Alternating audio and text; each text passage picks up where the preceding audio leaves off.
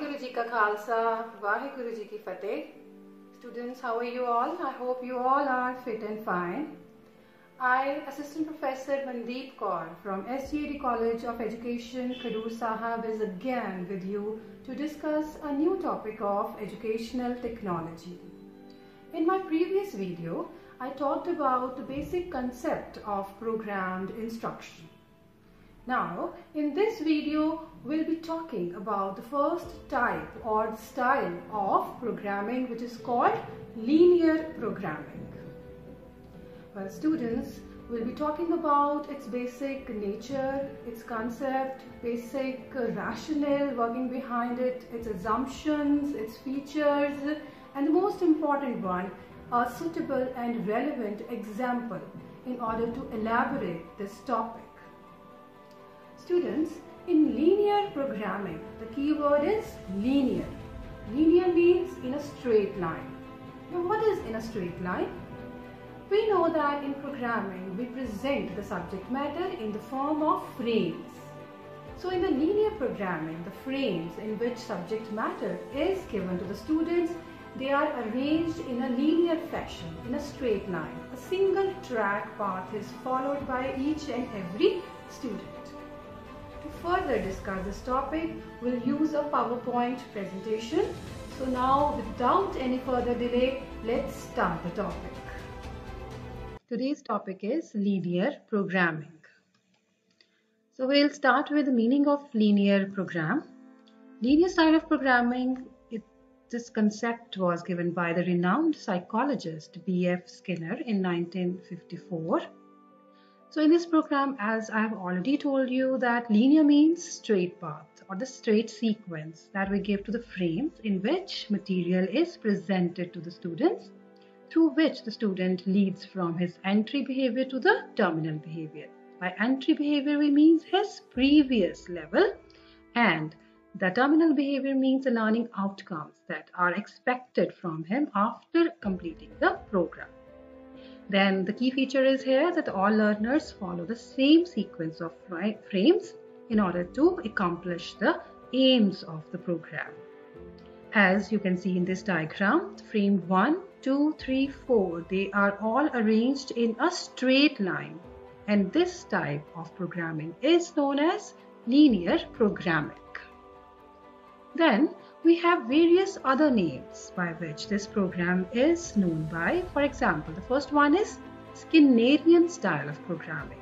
It's quite obvious because it's developed by psychologist B.F. Skinner, so his name gets attached with this style of programming and hence it gets the name Skinnerian style of programming. Second one is operant conditioning model. This name is because of the theory on which it is based. Skinner's operant conditioning theory is the base of this type of programming. Now, this theory has three keywords: stimulus, response, and reinforcement. By using the proper reinforcement at each correct response of the student, we can shape up the complex behavior of the student. And hence, this is also known as operant conditioning model. Third one is extrinsic program. Why extrinsic? Because the control of the path on which the student will move ahead, it is in the hands of a programmer who is outsider to the program when the process of learning is carrying out. The learning is done by the interaction between the student and the program, but the control is in the hands of the programmer. That is why it gets the name extrinsic program. Now comes its basic assumptions. The basic assumptions are same as that of the operant conditioning theory. That is, if we want to shape up the complex behavior of a student, then we have to give the selective reinforcement to his correct responses. Each and every response is not reinforced, but his correct response is reinforced in order to shape up the complex behavior of the student. So reinforcement is the key word here. Then Second one is that learners learns better if subject matter is presented in small, meaningful steps. We know that the frames contain subject matter. They are very small in size, but their size should be such that they are meaningful in themselves. They should convey some meaningful information to the students. Then small steps. Why small steps? Because in small steps, the subject matter is easily comprehended by the students. That increases the success rate. Because student, after understanding the subject matter, students attempt the question given in the frames in the correct way. Hence, they encounter success. Success leads to motivation. And through this mechanism, we can decrease the error rate. So errors hinders the learning process according to Skinner, and the success leads to motivation. Then next is its underlying rationale. Here we are using two major things. Number one is small steps. Why we are using small steps? I have already told you and I have already explained it to you that small steps lead to the correct responses, and the correct responses motivate the students to learn further. Second one is correct responses encourages the students to move ahead, to go to the further next level. The second thing is that we are using here constructed responses. Now, what are constructed responses? Constructed responses are those responses in which student has to make or frame his answer himself. He doesn't chooses his answer from given options, but he writes down his answer himself. So why we are using constructed responses? Because Skinner says recall is more important than recognition. So in the question where constructed responses are used, students are using recall, because in recall student has to provide answer to the question by using his memory, in which he thought of the answer of that question, and in the recognition he just chooses the correct answer from the given options. So in recognition, guesswork may also be there, but in recall, answer will get answer only if student has understood the concept. So recall is important than recognition. Then he says that incorrect alternatives should not be exposed to the students. Incorrect alternatives are used in the multiple choice question. The student chooses the correct answer. For example, if a question has 4 alternatives, then out of 4 only 1 is right, but 3 are wrong. So Skinner says we should never expose the students with the wrong answer because they may confuse them. Then we have features of linear programming. The features are quite similar to that of the programmed instruction that we done in the previous video. The first one is it's a single track program. Single track path on which all the students move from first frame to the last frame. Then it has linear arrangement. Linear means the frames are arranged in a linear straight line fashion. Then responses are controlled. That is why it is called extrinsic program, because the responses are controlled by the programmer who has developed the program. Then each and every frame has a question and the response is mandatory. Response should be provided by the students, only then he can move to the further frame. Next, immediate feedback is given to the students, and this feedback it works as the reinforcement mechanism. When the student gets the feeling that I have attempted the question correctly, this feeling gives him the reinforcement motivation to move ahead. Then self-pacing, each and every student move ahead with his own speed or his own pace. He doesn't need to compete with anybody else. Proper scheduling is done. Frames are scheduled properly logically from simpler to the complex one. From introductory to testing, all frames are scheduled in a proper fashion. Then Next one is here we use prompting. Now what is prompting? Prompting is hints or clues that we give to the students. Why? So as to get the maximum correct answers. So as to decrease the error rate, we use prompting here. Next, reinforcement, as I've already told you, that getting correct answer is itself a reinforcement for the student to move ahead. Then, this is a very special feature which is added to the linear programming.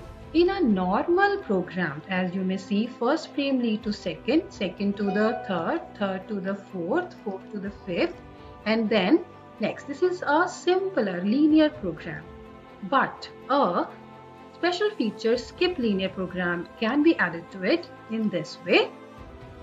For example, here the frame 3 is a testing frame. If a student attempt it correctly, then he'll directly jump to the frame 5 by bypassing the frame 4. He doesn't need to go through the frame 4. But if he attempts the question given in the frame 3 in the wrong way, then he has to go through the frame 4 in order to reach the frame 5. So this is a skip linear arrangement in the linear programming which may be added. Next, we'll do types of frames in the linear program. Actually, there are 4 types of frames which are used in the linear programming. First one is introductory frame. Introductory frames are quite simpler one. They are related to the previous experiences of the students, and they use maximum prompting, and the difficulty level is very low. Second one are teaching frames, in which new material is taught to the students. New information is conveyed to them. Their difficulty level is a bit higher than the introductory frame, and the prompting is comparatively lower. Then third one are practice frame, in which students are made to practice the things that they have just learned in the teaching frames. So their difficulty level is higher in comparison to introductory and teaching frame, and the prompting is even less. Last one are testing frame. Here we use these frames are used to evaluate the students' performance, whether they have comprehended the material or not. So here prompting is not at all there. No prompting hints or clues are given, and their difficulty level is highest. Now we'll do an example of linear program. So suppose I have taken class 6. Subject is science. Topic that I want to teach is matter and style. So before framing any program, we will write down expected terminal behavior. What the student will be able to do after the completion of the program. For example, in this example, my expected terminal behavior are that after the completion of program, learner will be able to define the term matter. Define is the action verb here. Second, they will be able to make a list of 3 phases of matter. Then they'll be able to explain different types of matter. And then they'll be able to give examples of various types of matter. Now, first of all comes introductory frames, in which we use the previous knowledge of the students. Now come the frame 1. Here, the subject matter is written as. The first line is related to their previous experience. Everything around us occupies space and hence some mass or volume. They already know it. Then we relate this previous experience to our topic. Anything that occupies space and has mass is called matter. Chair occupies space, so it is an example of dash. Now you can see here we have used maximum prompting. Student can easily give the answer of this question. Then comes the frame 2. Frame 2 will start with the answer of the question asked in the last frame. So we'll write the answer of the question asked in the frame 1 is matter. If the student has written the correct answer, after knowing that his answer is correct, his motivation level will enhance. He'll get reinforcement. Then we'll further give our new information or new topic subject matter is exposed to him. Table is an example of matter because it occupies space and has dash. Again, some previous experience is used here. That is why it is used in the introductory frame. Now comes frame 3. Frame 3 is a type of teaching frame. Now new information is given to them, but before that we will give the answer of the last question. Now we'll teach that matter has 3 phases: solid, liquids and gases. Blackboard is a solid, hence it's an example of dash. Now student can relate blackboard is a solid and solid is a phase of matter. So prompting is used, but the level of prompting is a bit lower in comparison to the introductory frame. Then comes frame 4. First of all, we'll give the answer of the last question, and then next subject matter. Liquids take the shape of container in which they are placed, but solids have definite shape and volume. Water is liquid, so it doesn't have a definite dash, but have a definite volume. So new information is given to them, but along with some prompting. Next, frame 5, it will start with the answer of the last question and then new information. Air is dash, hence it is an example of gaseous phase of matter which doesn't have a fixed shape or volume. Then we have practice frame. So in practice frame, what we'll do, frame 6, it includes first of all the answer of the last question, and then we'll make students to practice things. Duster has definite shape, so it is an example of dash phase of matter. So no new thing is taught now, but we'll ask the student to practice the things that they have just learned. Then in the frame 7, answer of the last question is given. It is solid, and then a next practicing situation is given. Milk and oil are the examples of liquid phases of matter, so they have definite dash but no definite shape. So then come the testing frames. Testing frames, they directly have the question. They don't have any subject matter or they don't have any prompting. So in the frame 8, first of all, we'll give the answer of the last question, and then we'll have question based on the material that we have taught. Matter occupies dash and has dash. Then in the next frame 9, again the answer of the last question is given. Then again next question, matter has dash phases, namely dash, dash and dash. So after going through the whole program, student will be able to answer the question that there are 3 phases, names are solid, liquid and gas. And at the end we generalize that students, now you have learned the definition of matter and its 3 phases and their examples. Then at the end, now we'll do the limitations of linear program. There are some limitations of this program as there is a lack of flexibility. Why? Because it's a single track problem. Every student has to follow the same track. So there is no chance of any flexibility. Then individual differences are neglected. This point is related to the previous one because there is no flexibility, so we can't cater the individual differences of the student. All the students, they don't have the same capabilities, then how can we make them to follow the same path? Then remedial teaching is not possible. We only give the students correct answer. If the answer is wrong, they just get the right answer. But why they have given the wrong answer? What is their learning difficulty? This question is not tackled. Then creativity is not at all developed because there is no scope of enhancing the creativity in linear programming because same path is followed by every student. Then it underestimates the role of errors. Linear programmer says that error rate should be low. Errors hinder the learning process, but actually errors provide a chance to detect the learning difficulties, and here they are underestimated.